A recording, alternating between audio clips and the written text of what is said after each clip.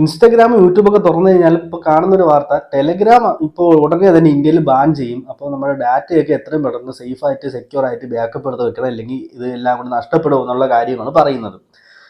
സംഭവം എന്ന് പറഞ്ഞാൽ ടെലിഗ്രാമിന്റെ സിഇഒനെ അറസ്റ്റ് ചെയ്തു. അത് ടെലിഗ്രാമിനകത്ത് നടക്കുന്ന ഫ്രോഡ്ലന്റ് ആക്ടിവിറ്റീസ് ഒക്കെ ഞാൻ പ്രത്യേകിച്ച് പറയണല്ലോ, പൈറസിയുടെ കേന്ദ്രം തന്നെയാണ്.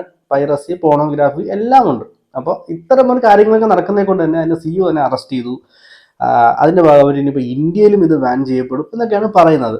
ഈ ഇതിനകത്ത് കാണുന്ന ഇൻസ്റ്റയിൽ കാണുന്ന കുറേ ടെക് ഇൻഫ്ലുവൻസർമാരുണ്ടല്ലോ, മിക്കവരും അത്തരം കാര്യങ്ങൾ പറയുന്നുണ്ട്. സംവിധാനം എന്താണെന്ന് പറഞ്ഞാൽ, ഈ ടെലിഗ്രാം ഇപ്പോൾ ഒരു ബാൻ ചെയ്ത ഒരുപാട് രാജ്യങ്ങളുണ്ട്. ഈ രാജ്യങ്ങളിലുള്ള ആളുകളൊക്കെ തന്നെ ടെലിഗ്രാം അടിപൊളിയായിട്ട് യൂസ് ചെയ്യുന്നുണ്ട്. അവർക്കൊന്നും വേറെ പ്രശ്നമില്ല. നമുക്ക് രണ്ട് തരത്തിൽ ടെലിഗ്രാം യൂസ് ചെയ്യാൻ പറ്റും. ഒന്നാമത്തേത് ഏതെങ്കിലും ഒരു VPN കണക്ട് ചെയ്തിട്ട് ഉപയോഗിക്കാം. VPN എന്താണെന്ന് ഞാൻ പ്രത്യേകിച്ച് പറയണ്ടല്ലോ.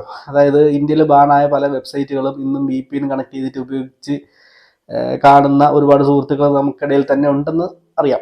ഉദ്ദേശം എന്താണെന്ന് മനസ്സിലായി കാണുമെന്ന് വിശ്വസിക്കുന്നു. അപ്പോൾ അത്തരത്തിൽ VPN വെച്ചിട്ട് നമുക്ക് ടെലിഗ്രാം ആക്സസ് ചെയ്യാം. രണ്ടാമത്തേത്, ടെലിഗ്രാം തന്നെ ഈ ഒരു കാര്യം മുൻകൂട്ടി കണ്ടുകൊണ്ടൊരു സംഗതി അതിനകത്ത് ഒപ്പിച്ചിട്ടുണ്ട്. അതായത് അതിനകത്ത് പ്രോക്സി എന്ന് പറഞ്ഞൊരു സംവിധാനമുണ്ട്.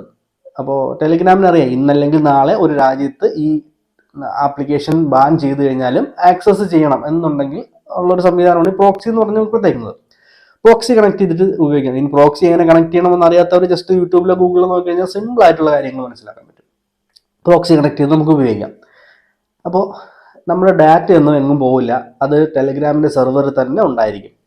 ഇനിയിപ്പോൾ എന്താണ് ഈ ടിക്ടോക്ക് ബാനായതിനെ പറ്റിയിട്ട്, ടിക്ടോക്ക് ഇന്ത്യയിൽ ബാൻ ചെയ്ത സമയത്ത് പിന്നീട് ഇത് ആക്സസ് ചെയ്യാൻ പറ്റാത്ത ഒരു കണ്ടീഷനിലേക്ക് പോയി. അതിന്റെ കാര്യം എന്ന് പറഞ്ഞാൽ, ടിക്ടോക്കിന് ഇന്ത്യയിൽ സെർവർ ഉണ്ടായിരുന്നു.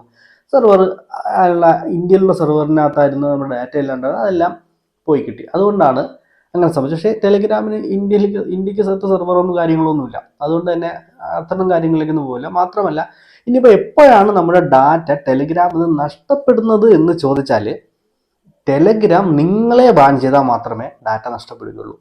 അതായത് ടെലിഗ്രാമിന്റെ പോളിസികൾക്കെതിരായിട്ടുള്ള എന്തെങ്കിലും ആക്ടിവിറ്റി നിങ്ങൾ കാണിച്ചു കഴിഞ്ഞാൽ ടെലിഗ്രാം നിങ്ങളെ ബാൻ ചെയ്യും.